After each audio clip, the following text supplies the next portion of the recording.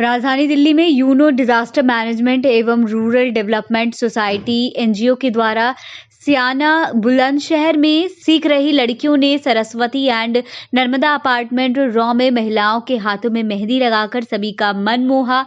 करवा चौथ के शुभ अवसर पर कर्नल प्रेमदास अनूप शर्मा ने यहां रह रही सभी महिलाओं को निःशुल्क मेहंदी लगवाने के लिए प्रेरित किया। हम आपको बता दें कि इस संस्था का मुख्य उद्देश्य महिलाओं को आत्मनिर्भर बनाने का है, जिससे वो कहीं पर भी अपना जीवन यापन कर सकती हैं। वास्तव में करवा चौथ का व्रत हिंदू संस्कृति के उस पवित्र बंधन का प्रतीक है जो पति पत्नी के बीच होता है।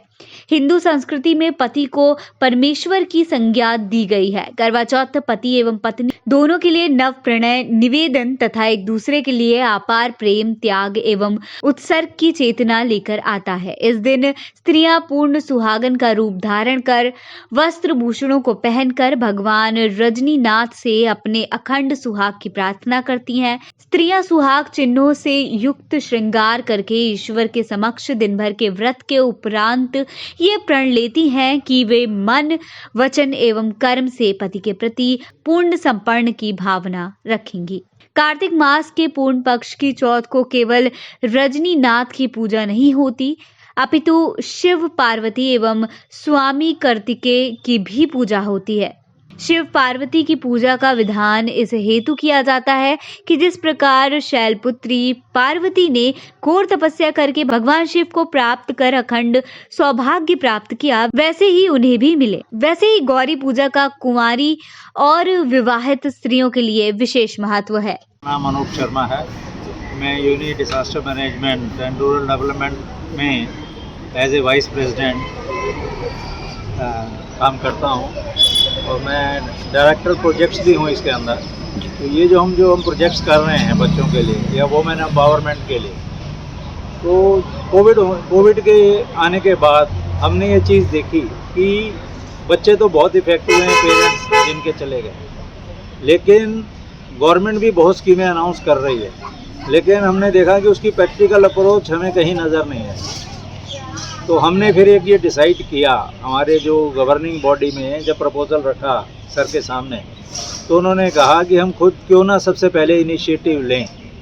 तो हमने ये यूपी में और नॉर्दर्न इंडिया में सबसे पहला हमारा रिहेबिलिटेशन सेंटर हमने जो है डिस्ट्रिक्ट बुलंदशहर, उसके अंदर सियाना तहसील है, वहाँ हमने उसको एरिया सेलेक्ट किया विच इज़ वेरी पीसफुल, और वहाँ पर हमने ये सेंटर को हमने शुरू किया और वहाँ पर हमारे पास 20 कमरे हैं। उसके बाद हमने नॉर्दर्न इंडिया के कम से कम 350 डीएम्स को लेटर लिख दिए थे, क्योंकि हम जो भी बच्चे को रखना चाहते हैं हम डायरेक्टली अपने पास एनरोल नहीं करना चाहते, ताकि कल को कोई हमारे अगेंस्ट में कोई लीगल एक्शन हो या बच्चे कहाँ से उठा लाए। तो हम क्या एडमिनिस्ट्रेशन के थ्रू बच्चे लाना चाहते हैं, लेकिन दुर्भाग्यवश जो है हमें जो उनके रिहेबिलिटेशन के लिए आज तक ज़्यादा एनकरेजिंग गवर्नमेंट की कोई स्कीम दिखाई नहीं दी, या वहाँ से कोई हमें अप्रूव्ड बच्चे नहीं आए।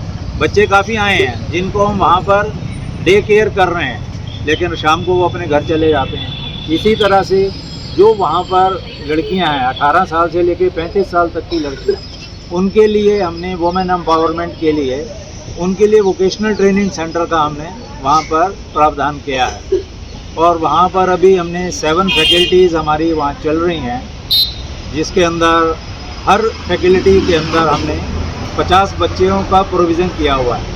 तो जैसा कि आज आपने यहाँ पे करवा चौथ के उपलक्ष्य में एक कार्यक्रम रखा है मेहंदी की रस्म के लिए, क्या कुछ कहना चाहेंगे इस मेहंदी की रस्म? अब हमने जब ये बच्चों ने वहाँ ट्रेनिंग ली और इन्होंने अपनी एक्सपर्टाइज दिखाई, तो ये रूरल बेल्ट के सब बच्चे हैं, तो हमने कहा भाई इनका एक्सपोजर करने के लिए इनको हम दिल्ली बुला करके और इनको दिखाएं कि भी दिल्ली में आकर के अपनी प्रतिभा को दिखाना चाहें, ताकि कैसे पता चलेगा।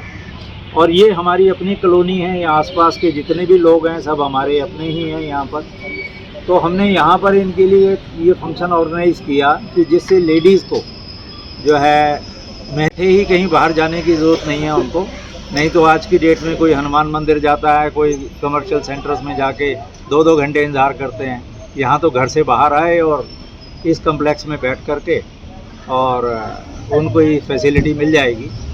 और साथ साथ इन बच्चों की जो प्रतिभा है इनको भी एक्सपोजर मिलेगा घर से बाहर निकलने के बाद, ताकि कल को जब ये ट्रेनिंग ले लें, उसके बाद हमारा एम ये है कि जब इनको 6 महीने की ट्रेनिंग दें, उसके बाद ये इतने सक्षम बन जाएं ये बच्चे कि अपना कोई ना कोई कारोबार कर सकें, अपनी छोटी सी दुकान कर सकें, चाहे अपने एरिया में ही करें, रूरल में करें।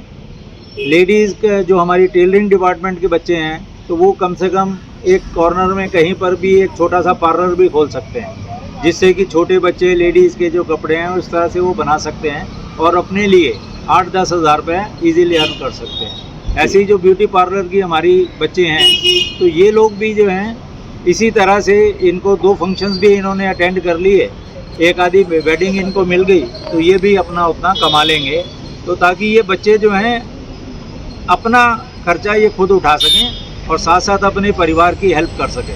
और जी, मैं रिटायर्ड एक्स सर्विसमैन हूँ और नर्मदा निवासी हूँ। आज ये सब प्रोग्राम देख के बहुत अच्छा लग रहा है। ये कोरोना से पहले और कोरोना के बाद तो जो डिफरेंस होता है ना, कोरोना के बाद जो इतनी खुशी पहली बार देखने को मिल रही है और सभी के चेहरे खिले हुए हैं कि काफ़ी दिनों बाद इतनी ऑर्गेनाइज किया है हमारे कर्नल साहब ने, जो NGO के आपके NGO के माध्यम से महिला सशक्तिकरण को वहाँ पे बहुत सारे काम सिखाए जा रहे हैं, उनको सिलाई सेंटर सिखाए जा रहे हैं, और क्या क्या चीज़ आप वहाँ पे महिला को लेके करते हैं और कितनी महिला जो है आपके NGO जुड़ी हुई है जो कि दिल्ली के बाहर आप वहाँ पे बना रखे? वहाँ पर करीब 100 इस समय महिलाएं हमारे पास आ गई हैं और हमने जो अपने इसके लिए स्कीम रखी हैं उसमें जो भी गवर्नमेंट ऑफ इंडिया की चीज़ें हैं और साथ ही साथ में जो हमारे साथ काम डेली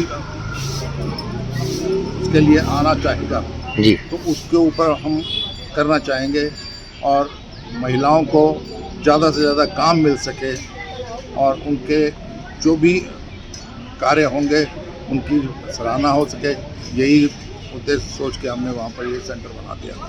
सर, जैसा कि आज आपने एक कार्यक्रम रखा हुआ है यहाँ पे नर्मदा अपार्टमेंट में, क्या कुछ कहना चाहेंगे इस कार्यक्रम को लेकर के? सर, सबसे बड़ी चीज़ ये है, यहाँ पर ये जितने आप अपार्टमेंट देख रहे हैं ये इसमें सब आदमी गुणी हैं और धनी हैं। हमने ये विचार किया कि जब हमारे बच्चे इनके सबके सामने आएंगे और तब उनका गरीबों की तरफ और कोविड से अफेक्टेड आदमियों की तरफ ध्यान बटेगा। तो ऐसे तो ध्यान नहीं बटेगा जब तक कि वो अपना काम न करके दिखाएं। तो इसी तरह से हमने ये जो एक ये था करवा चौथ पे अभी मेहंदी का जो आप देख रहे हैं फंक्शन, तो ये इसी उद्देश्य से यहाँ पर आए हैं लोग कि इन लोगों का नाम भी हो, इन लोगों का काम भी सराहना की जाए। विक्रम गहलोत है जी। मैं नर्मदा का प्रेसिडेंट हूँ और चेयरमैन हूँ चारों सोसाइटी का, गंगा, यमुना, नर्मदा, सरस्वती जी। तो सर, आज जैसा कि आज आपके यहाँ एक मेहंदी का कार्यक्रम लगा है जो बुलंदशहर से बच्चियाँ जिसको आप लोगों ने ट्रेंड किया है, बच्चियाँ आपके NGO के माध्यम से, वो बच्चियाँ आज मेहंदी का कार्यक्रम है, यहाँ की महिलाओं को मेहंदी लगा रही, क्या कुछ कहेंगे? सर, हमारे यहाँ काफ़ी उत्साह है महिलाओं में। काफ़ी दिनों बाद, करीब 1.5 साल के बाद आज एक छोटा फंक्शन किया जा रहा है और ये NGO के माध्यम से किया जा रहा है। हमारे यहाँ शर्मा जी हैं, PD शर्मा जी, ये काफ़ी समय समय पर हमारी RW की भी सहायता करते हैं, हर एक चीज़ में मदद करते हैं। ये जो बच्चे आए हैं, ये बच्चे यहाँ के नहीं हैं, बाहर से मेहंदी लगाने के लिए आए गांव से, और इनका हुनर देख के बहुत ही खुश है यहाँ की जनता, यहाँ की लेडीजें, यहाँ के बच्चे। मैं योजना चौहान वसंत सोसाइटी में रहती हूँ। योजना जी, जैसा कि आज आपने मेहंदी का कार्यक्रम में मेहंदी लगवाई है, क्या कुछ कहेंगी उन बच्ची को लेके जिन्होंने आपके सुंदर सुंदर हाथों में मेहंदी लगाई है? किस तरह की कलाकारी इनके अंदर है? नहीं, बहुत मेहनत कर रही हैं और बहुत अच्छा कर रही हैं जी। और आगे भी इनके लिए ये जो ये सीख रही हैं, आगे के लिए भी इनके लिए बहुत अच्छा रहेगा कि अपने करियर को ये बना सकती हैं। जी जी, है ना। और दूसरों को भी जब इनका अपना रोज़गार इनका हो जाएगा तो ये आगे भी इसको बढ़ा के दूसरों को भी रोज़गार दे सकती है जी। तो बहुत अच्छा कर रही हैं ये बच्चे जी। तो इस सेंटर ने हमें प्रोवाइड किया कि हम मतलब अपने जो हम सीख रहे हैं हम उसे दिखा सकें, और मतलब जो NGO है वो हमें लेके आया दिल्ली कि हम अपने जो हमने सीखा है वो हम दिखा सकें, कैसे कैसे हमने करा है। We are thankful for this NGO to give us a great chance. कितने लोगों को मेहंदी लगाई आज आपने? 5-6 लगा चुकी। चलो good evening sir, my name is Anjali Singh. मैं यहाँ पर करवा चौथ के कार्यक्रम के उपलक्ष्य में यहाँ पर आई हूँ। मैं सियाना गांव से आई हूँ, डिस्ट्रिक्ट बुलंदशहर। यहाँ पर महिलाओं को मेहंदी लगाने के लिए, जो कि हमें एक एनजीओ है जो कि हमें उसमें सिखाया जाता है, वो एक गवर्नमेंट सेंटर।